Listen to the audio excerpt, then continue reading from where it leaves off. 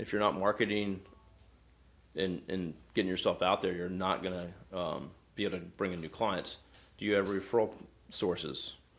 So just, make sure you think about some of those things to keep yourself alive so that you can keep going, because a lot of businesses fail.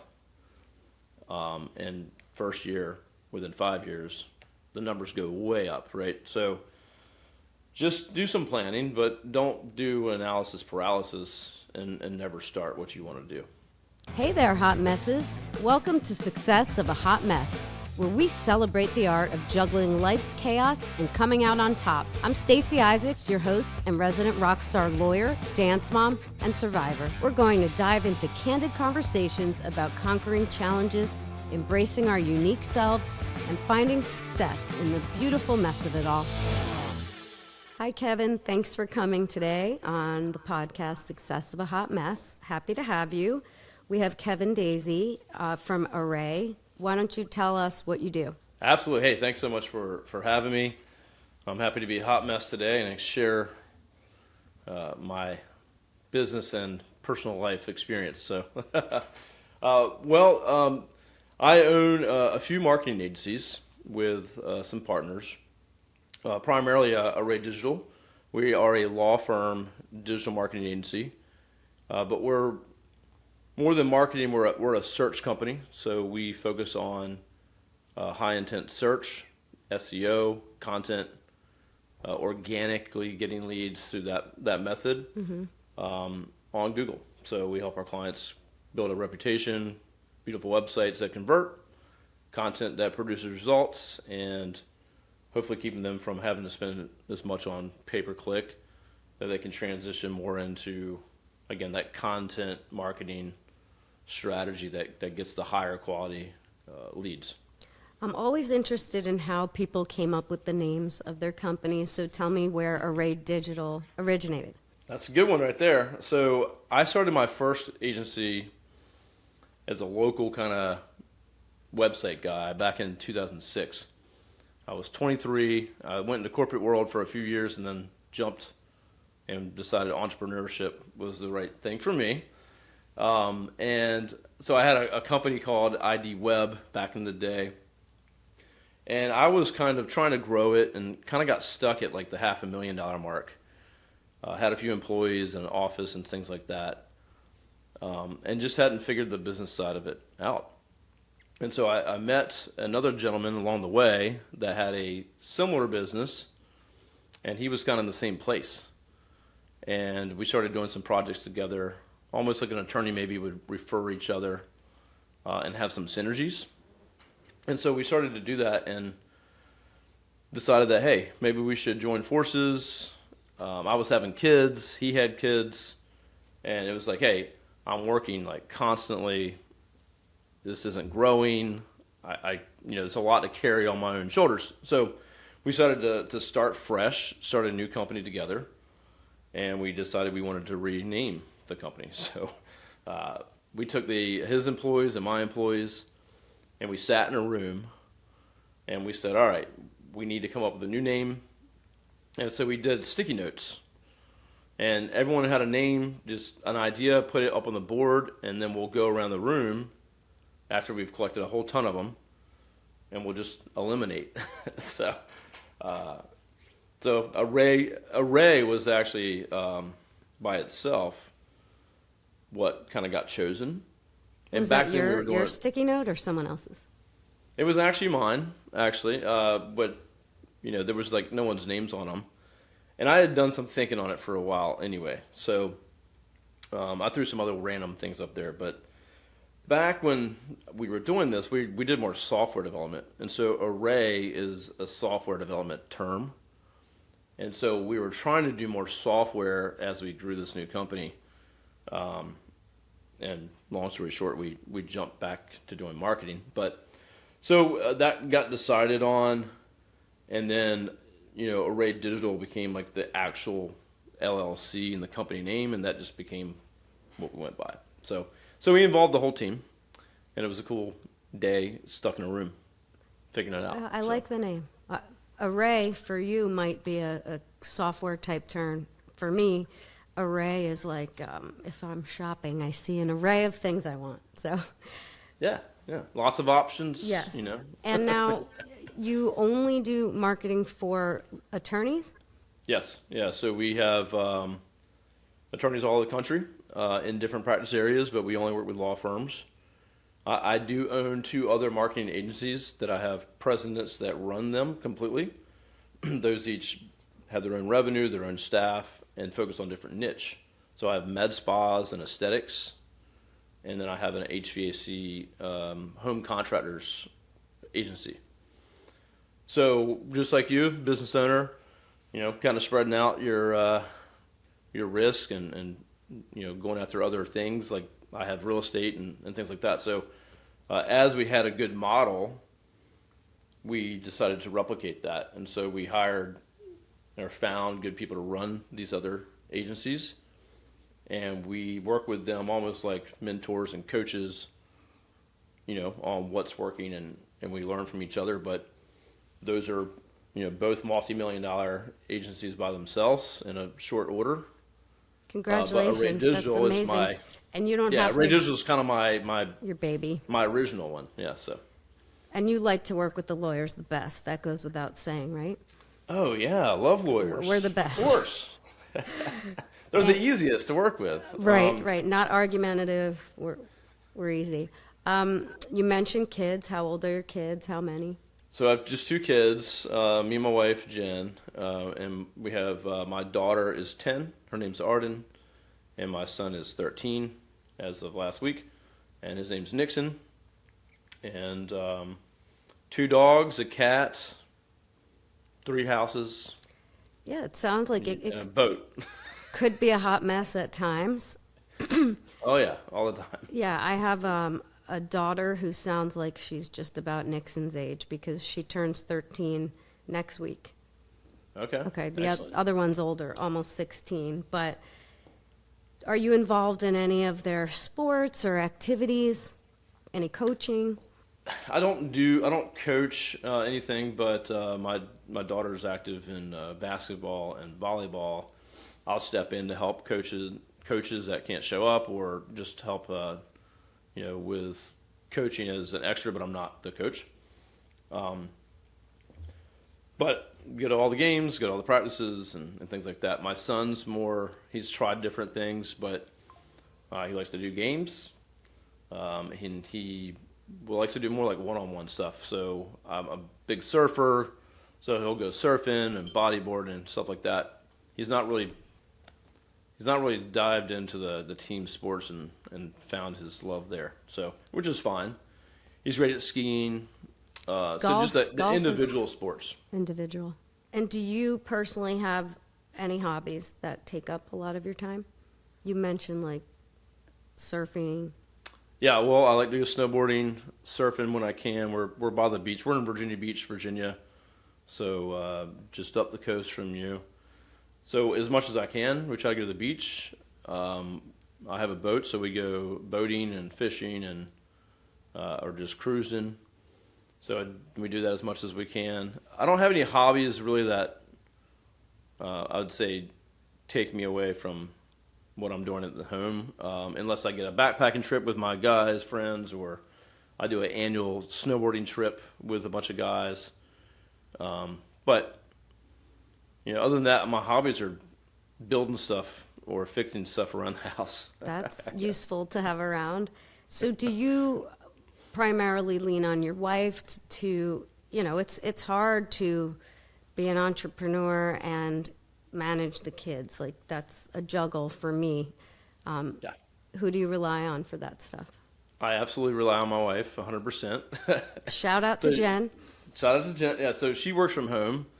I'm at home today, obviously, but I go to the office most of the time. I have, folks I manage and things like that. So, but I can work from home anytime I want to.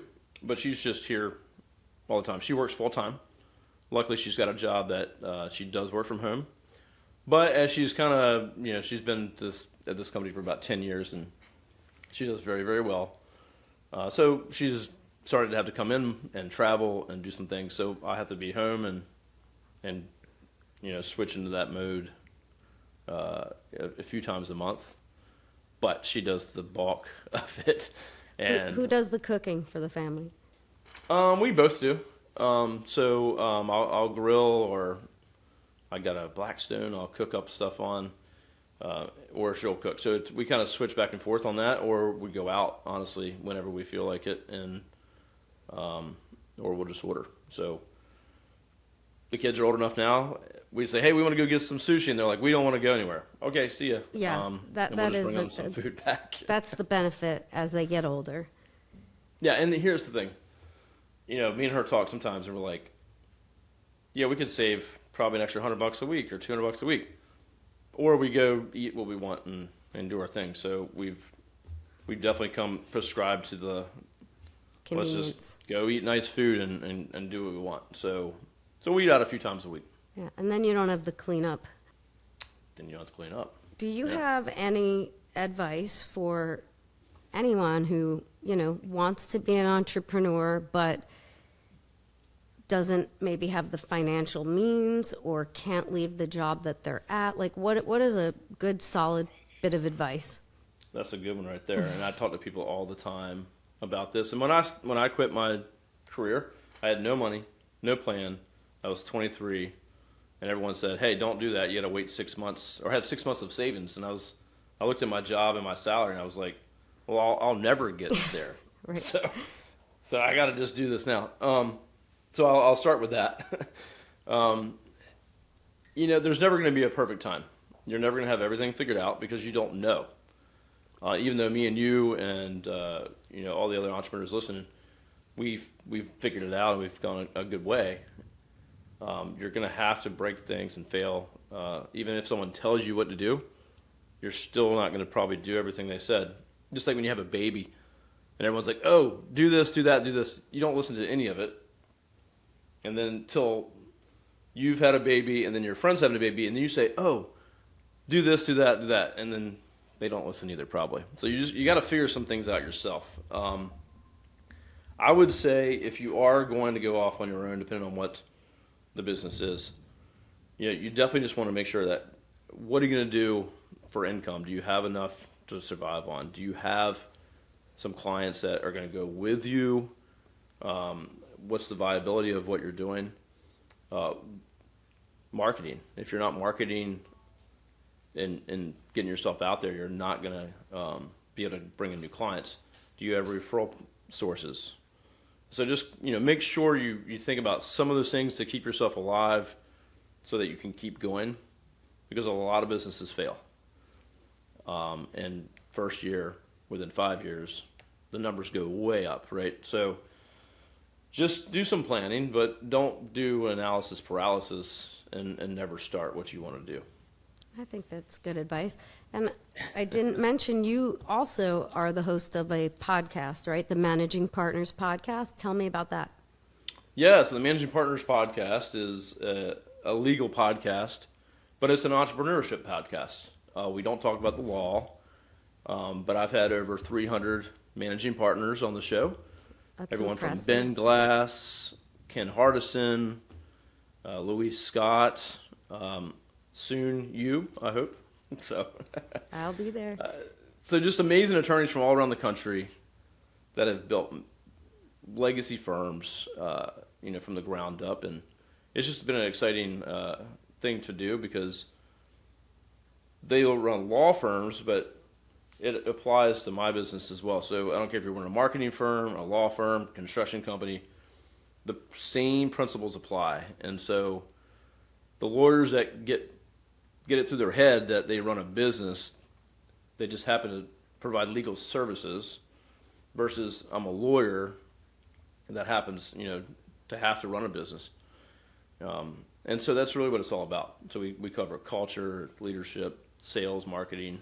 That's very cool. So I all imagine the aspects. at this point you probably have someone who reaches out to the guests for you. And Yeah, we have a whole team behind it. Well, just like you, we have a production company. We have social media. I have a few assistants that help as well. So it's become quite the ordeal at this point. But yeah, I love it. I record a couple times a week, and we got quite a backlog, and I got Mike McAllowitz coming on. He wrote the book Profit First, and so I'm going outside of just the lawyers a little bit to bring in some of the some heavy hitters. So always open to some great guests. So That's very impressive. Well, it sounds like you have had a lot of success. Sounds like it came pretty quickly. I don't know. Well, the podcast took off quick, but not my business success was. I would say it took a while. It was a good 10 years before we hit the $1 million mark. And I thought you were 25, so I was like, this just happened. Well, yeah, I started at at 23. I'm 25 now. I'm 42 now. Okay. But so, I think it took a while, but most people would. My mom would tell me to stop. I've already done everything and don't continue. But, obviously I feel like I'm just getting started.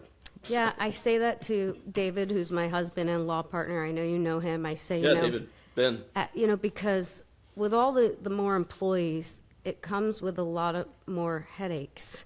And we are trained to be lawyers. I never took a single human resource class or, managing people is a whole separate thing. So I say to him, at what point do we say this is good, this is enough?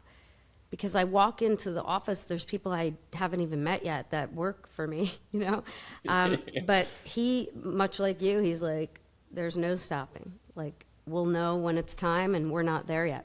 Well, I think that's the power of partners and partnerships is you're not always on your best or in that mode.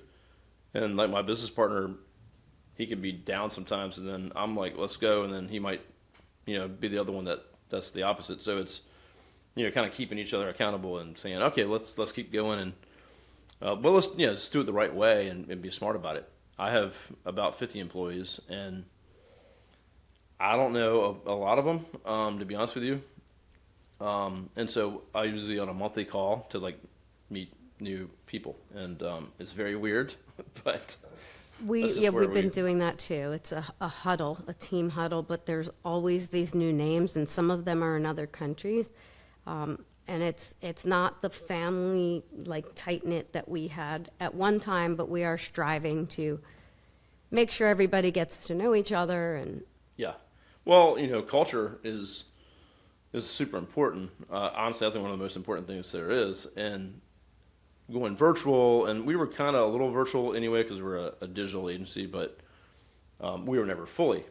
And we're still not. We have an office with about 7 or 8 people in Virginia here. But the rest of my team is around the country to find legal marketing experts that are not going to be in Virginia. So we've built a big team around the country. I mean, Phoenix, California, Florida, just everywhere. We have some folks that contract with us that are in South America, still in our time zone, which is great. But how do you keep that culture and people to know each other and build relationships? We have daily huddles. The whole team has. I just show up to one a week, but they're daily. We use Slack. That's all day. We've worked out a pretty cool system with our core values to give kudos points to to team members. Yeah, we on recognize a daily basis. On a daily basis, our core values are used every single day. So we've done some really cool things to have a really good culture. So it is possible to maintain a culture as you grow. I think it is. I mean, we're doing it, and so far so good. I think it's if you got a good culture, you won't have that bad egg come in. That person you're worried about, can they work remote? Can I trust them? If you even have those questions, they shouldn't even be hired anyway. But I think if your team is the good ones, your A players, are part of that hiring process, they won't even let that enter your company because they don't want to taint it. And so that's when you got something good going. I like that. Well, thank you for your advice, and thank you so much for coming on. I appreciate your time today. Well, thanks so much for having me. Okay, Appreciate it. See you in a couple weeks at your podcast. Thanks for tuning in to another episode of Success of a Hot Mess. If you loved what you heard today, be sure to subscribe so you never miss a beat. And hey, sharing is caring. Share this podcast with your friends, family, and anyone who could use a dose of inspiration. Until next time, keep rocking those hot mess moments with style and grace. Cheers.